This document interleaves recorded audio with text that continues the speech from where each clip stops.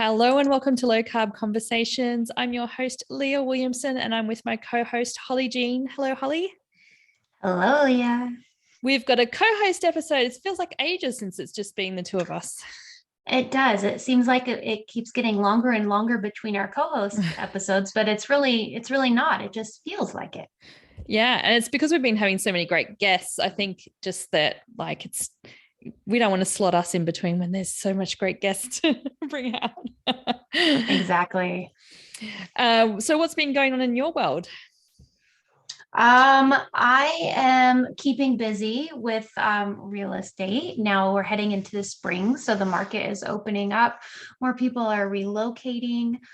So that's keeping me busy. And it's kind of funny how the world works. So I was kind of taking a pause from seeing private nutrition clients while I get real estate going, but I've never had more people reaching out to me for nutrition right now. So I'm actually thinking of putting together maybe a group program or something later in the spring, but I have not done that yet. But it's just funny how the world works that way. And I've been working on a healthy home guide, and that is almost done. I was hoping to have it done this weekend, but it's just been so busy. So stay tuned for that, because people have been asking, well, what makes a healthy home? What is a holistic realtor? So I have a guide for all those questions for people coming up. How about you? What's going on?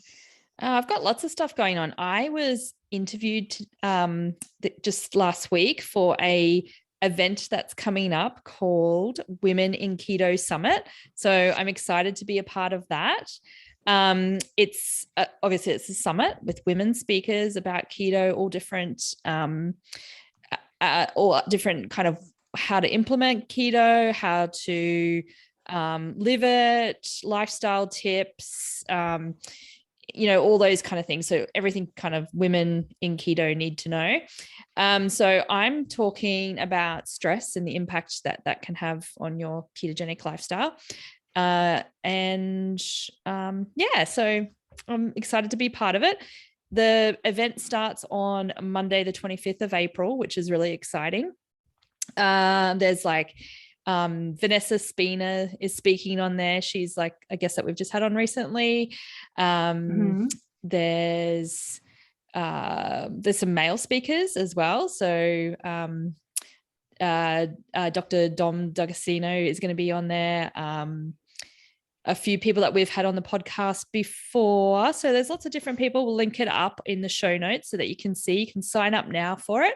And it starts Monday, 25th of April, so you can watch each one that's coming up each day. In fact, when I'm looking at the list, we've had just about nearly all of these people onto the podcast at some stage. So Dr. Annika Becker's on there.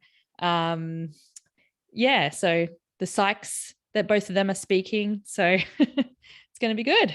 Nice. Yeah. So I'm excited about that. That sounds fun. Yeah, I'm excited about that. And so I'll put all the details into the show notes, and you'll probably hear us talking about it a little bit more as we go on as well. And also to add to that, I've been putting together a little 21-day free program for people to join. It's called Creating Healthy Habits in 21 Days. And that starts on Monday, the 25th of April as well. Lots of stuff happening on that day. So it's just a really fun it's free. It's daily journal prompts, just helping you to look at areas of habits that you might be kind of doing every day that you want to break, or might be starting a new habit, or it might be just taking an assessment of your time management and where everything's going, and trying to put implement some things in place. So there'll be little journal prompts and tips each day that you can participate in, and hopefully it'll get you, if you're feeling stuck, it'll get you feeling motivated again. If you're just wanting to make some little changes, it's a great one to do. And I always find around the change of the season, so here in Australia, as coming into autumn, you always kind of feel like you need a bit of a change or something. So it's good timing for that. And if you're in the US and you want to join, you can join as well. It's not time sensitive or whatever. So anyone can join it. Should be fun. Yeah, that sounds great because we're in the season changing process too. And that sounds really nice that it's just like daily journal prompts and stuff. It sounds like something that would fit perfectly into a morning routine. Yeah, that's right. Definitely. Yeah, so that's Great. what's been happening. Yeah. So let's recap the past few episodes in case our listeners have not caught up with them yet. So we're going to go right back to episode 469, and we had Katie Beecher on.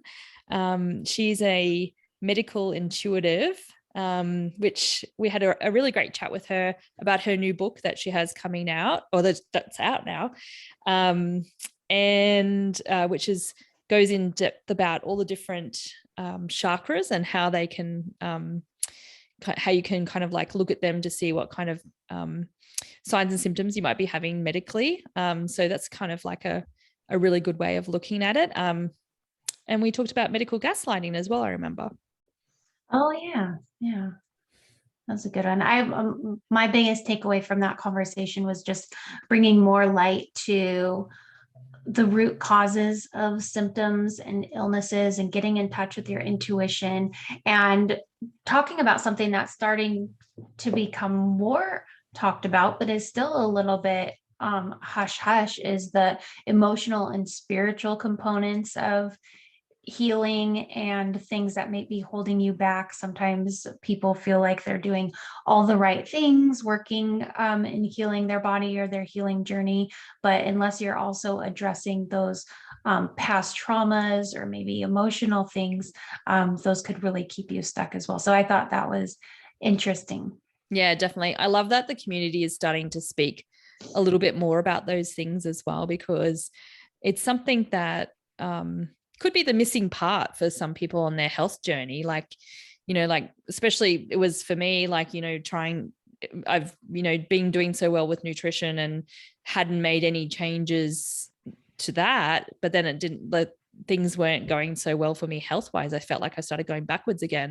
And it was really like trying to look at my stress levels and how I was managing all of that. That was one of the big keys for me. So it might not even be some big trauma that's happened in your life, but it might be how the body's receiving whatever it is that's coming to you.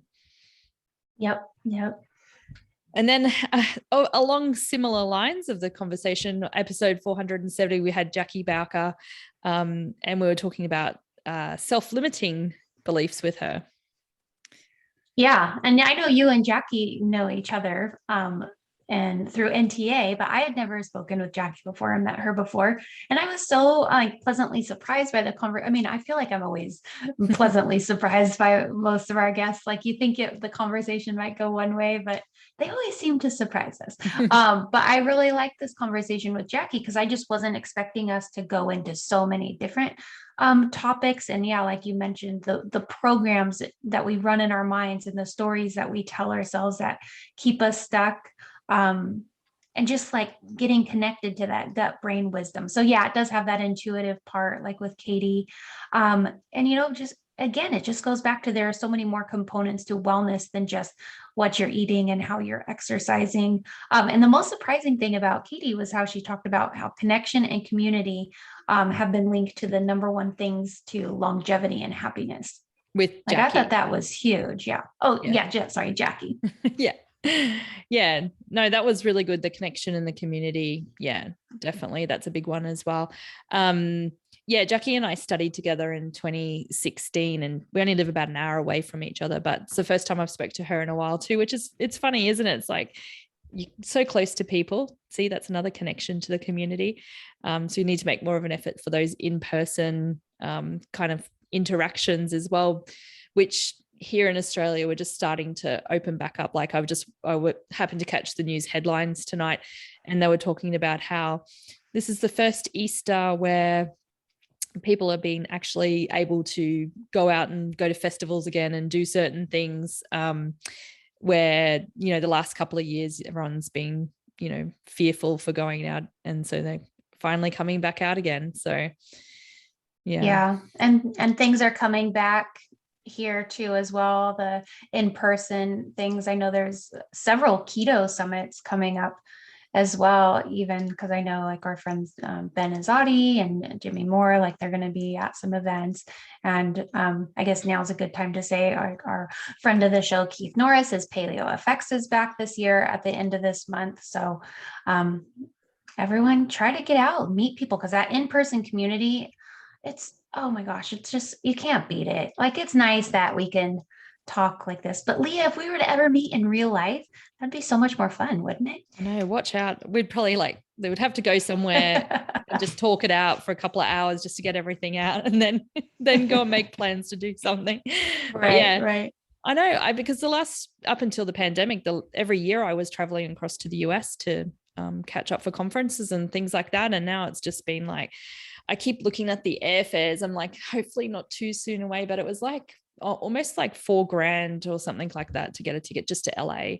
Oh geez. Where I remember just before the pandemic hit, I was paying like $900 return. They were so cheap. So yeah, $4,000 is just a little bit too much to get over there, but yeah, that's the entire vacation. Yeah, that's right. I get a round the world ticket for that back in the old days. Right. I could go to Europe for summer. All right. We had so many amazing women on the podcast. So episode 471, Vanessa Spina, we had her on. Haven't had her on for years. It was great catching up with her again, talking all about protein. She introduced us to the protein sparing modified fast. Did I say that the right way? Mm-hmm. Yep. I think it's easier to say that to me than to remember the acronyms. Like I never remember PSMF. Like that's more of a mouthful than protein sparing modified fast. I can get that out, but I have to think about the acronyms. Like, what is it? Oh yeah. So it's something that like a diet way of like a good way to lose weight, especially when you're stalling and having any difficulties. And I've heard of it before, but I've never really talked about it before on the podcast. So it was really interesting to listen to Vanessa chat to us about it and the history of it and where it came from, and also talk a little bit more about protein and why it's so important. Yeah, and it's really just another version of keto, even though like some keto can just be so macro focused. And this takes a little bit of the focus off the macros, but it actually puts the focus on the protein. So you're eating more protein and you're still getting the fat. Like I know when people think keto, it's fat. But the thing about the protein sparing fasting is that the fat that you're consuming doesn't have to be so much because you're incorporating the fat that's being used as fuel from your own body. Yeah, which is really cool. So then that conversation sparked Holly and I to try the PSMF. Did I say that? Anyway, PMSF. We've sparked us to try it. And then we spoke to Craig Emmerich on episode 472, which is the last one that's just been out, because he's just released a brand new book, Protein Sparing Modified Fast Method. So it's got the M at the end, with him and his wife Maria, all about how to kind of like implement it, practical advice, all of that stuff. So by the time we spoke with Craig, Holly and I were like quizzing him with any finer details we needed for refining what we were doing.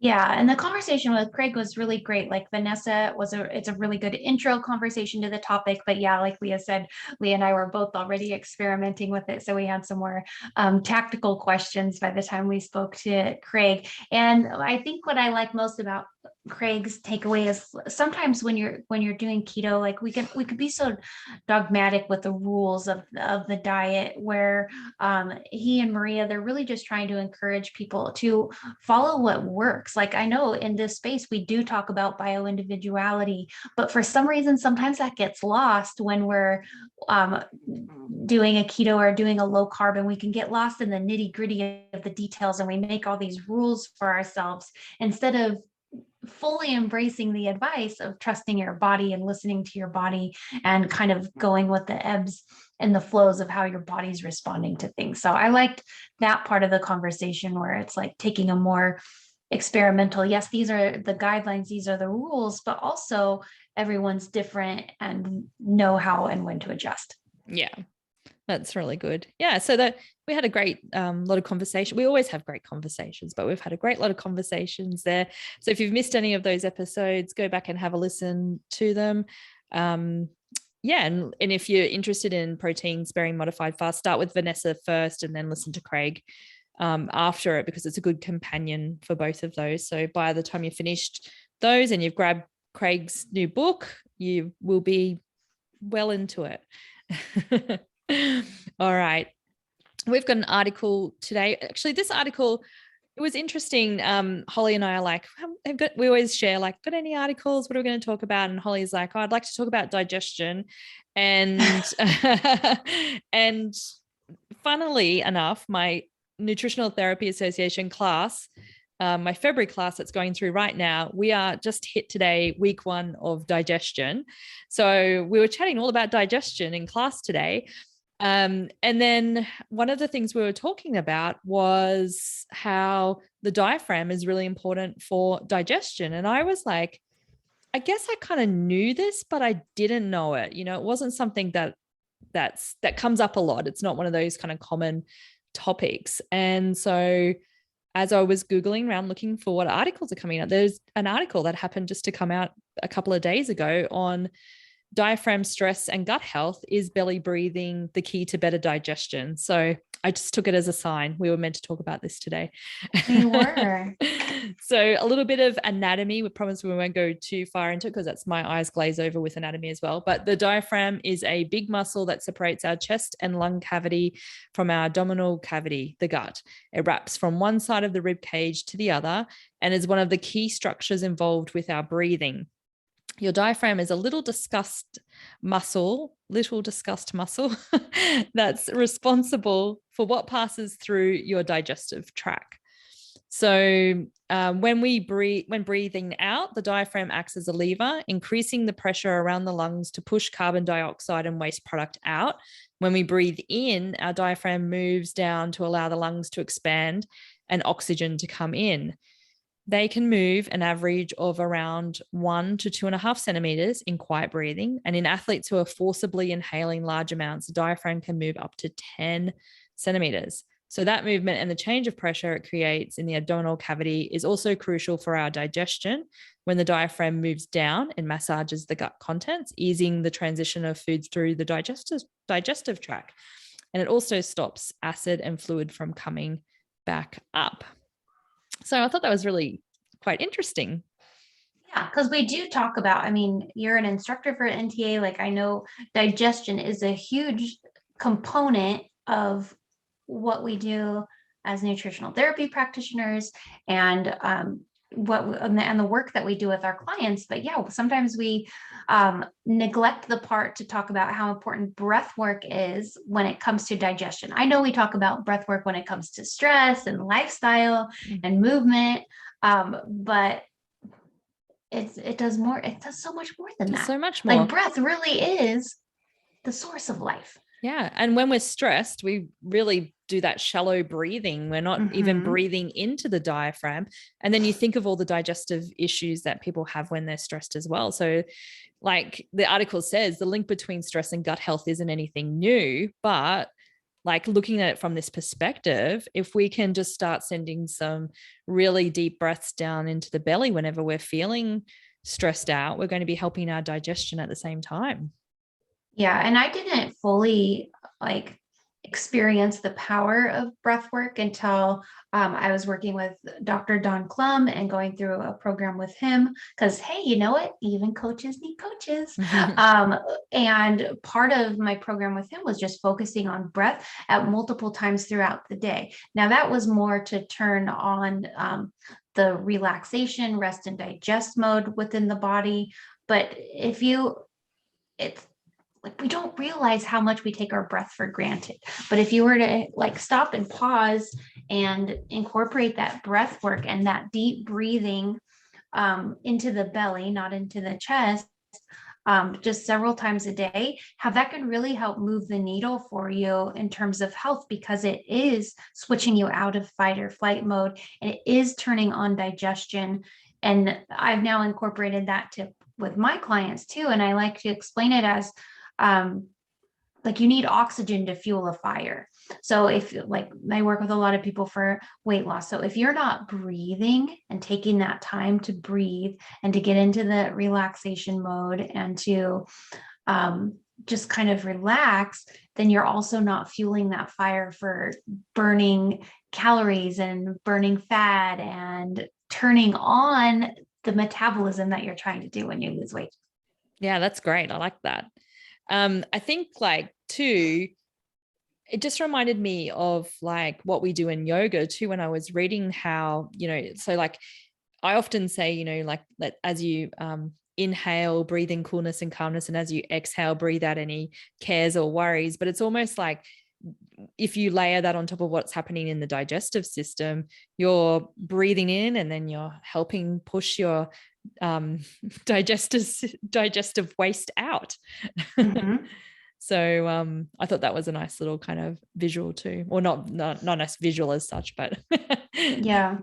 So is this something that you could explain to like what is the difference between shallow breathing or like regular life breathing and switching into I can't even say it, diaphragmatic? Is that the word? Diaphragmatic breathing. It sounds so fancy. It does. I am diaphragmatic breathing today. Oh, my pinky out. So I guess when we're like when we're stressed, or everyday breathing, I guess we're just breathing kind of like just into the top of the chest area. It's a very shallow breath. It's not a very deep breath. And, like you think when you're excited, you're like, like that. It's all kind of all up in this area here. But the aim of the diaphragmatic breathing is that we're trying to bring it down. There's all different methods of doing that. One that I really like to do, and I kind of cue a lot in yin yoga, is that just by simply just taking a deep breath in and you're like filling up the lungs and then sending it down to the belly, just maybe doing that for breathing in for a count of 4 or 5. And then when you're breathing out, extend the exhale. So make it a count for 6 or 7. And just focusing on that for a few moments. And you'll send that breath really deep down and then coming back all the way back out. And that's just very simplistic way of doing it. See how we calm down now while you're speaking. Yeah. We both just calm down. Kind of slowed. Mm-hmm. And we know that deep breathing before a meal is something that we can do to help with digestion. Like I know this is a common thing we suggest to people as well. Taking that moment to become mindful and present, and breath always helps with doing that as well. Why is that, Holly? Let me quiz you. I'll be the instructor. Where does digestion start? Digestion starts in the brain. It does. Not in the mouth, not in the stomach, but our mind needs to know that we are eating. That's right. When we see, smell, hear the sound of food, that's what turns digestion on. But if we're rushing and we're full of, not paying attention to what we're doing, we're not really triggering any of those hormones to start activating the digestive process.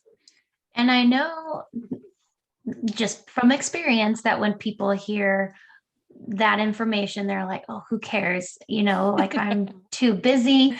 Like it doesn't matter if my digestion's turned on. But let me tell you that it is, because if you are someone who is trying to lose weight and your digestion is not turned on and your brain doesn't know you're eating, you're going to be hungrier and you're going to have stronger cravings and you're going to want to eat more. So that's the important. Whether or not you care about what it does for your digestion, know that if you don't turn on digestion, it'll be harder to stick to the plan you're following. And I just think it's so expensive if you haven't turned digestion on, you, especially if you're like eating nutrient dense foods, or you're buying all your foods from, I don't know, like Whole Foods or whatever, and your shopping's cost you $100, and then you come home and you just wolf it all down and you haven't even absorbed any of the beautiful nutrients out of the food, turned your digestive system on. You might as well have just like taken that food and flushed it down the toilet. A waste of time and money. A big waste. We love poop talk when we're nutritionists, don't we? Love it. All right. So I mean, it has breathing, impacts so many things as well. So so like here, it's a big one for the digestive system. So keeping that in mind, we're talking about even, keeping that in mind to put us into that parasympathetic state, to keep our rest and digest on, so we can digest our food. So right back at the start of the digestive process. And I guess like that carries down the whole way too. So if you're not feeling like you're eliminating properly or daily, that can cause a lot of stress on the body as well. So even trying deep breathing, it just reminds me of like when your children are, a little bit constipated and you're trying to help them. And so you're standing in front of the toilet, helping them to breathe. Try and relax, breathe in. So breathe. Yeah. Any other thoughts on that one? Yeah, I mean, I know the article also touches on like how digestive problems are one of the biggest health complaints that people have, and over-the-counter digestive aids and supplements, those are probably the biggest sellers next to pain medication and stuff. And so many times people are looking for the root cause of their indigestion or their gas or their bloating as something dietary. It's something I'm eating, or I must be allergic to something, or I'm reacting to something, where before going down that rabbit hole, just try the breathing, try the becoming present, try slipping more into that relaxed state while eating, and see if that does something before you start throwing a bunch of pills at it or doing a bunch of expensive tests to find out if you're allergic to things. I know we say this all the time, but it really can be that simple. And oftentimes, because it's so simple, that's easily overlooked, because we want to just go like throw money at the problem and be, oh, it must be something major. But it's like, it really just could be that you're eating in the car every day. Yeah, that's so true. It's a very common thing to overlook, the simplicity of just, breath work, adequate hydration. That's always another big one as well. Are you dehydrated? Yep. Just those simple things that you just take for granted, for sure. The article suggests an osteopath can help with hands-on treatment to release tightness in the diaphragm. I'm sure maybe a chiropractor could do that as well. But even then, they're still saying just try breathing in the morning.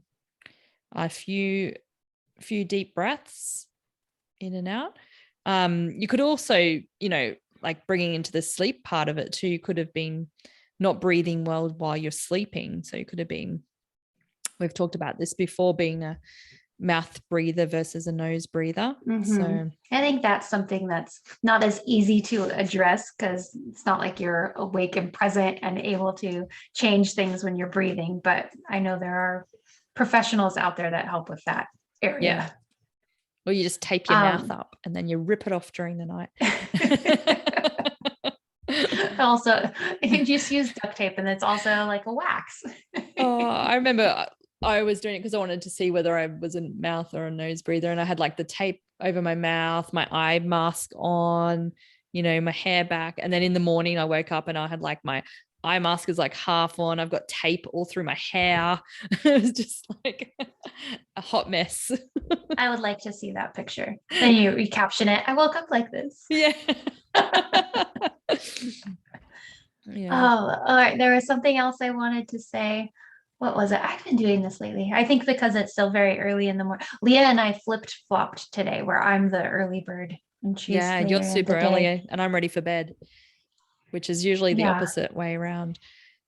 Maybe we're going to talk about. I was just going to say, because it is so simple, it's also easy to forget. And so I actually have like a little Post-it note taped on my refrigerator right above where I get my water that says breathe, because we do get busy. The day does get away from us, but we should be drinking our water. And so I was trying to find something that I do multiple times throughout the day, and it is refilling my water cup. It could be something else for you, but just putting that little reminder there that while I'm pouring my water, I take that moment to breathe. So if there's something that you do frequently, maybe it's using the restroom or something, and putting a little note there to remind you that Every time I'm in the bathroom, I do my breathing, or at a red light if you drive around a lot.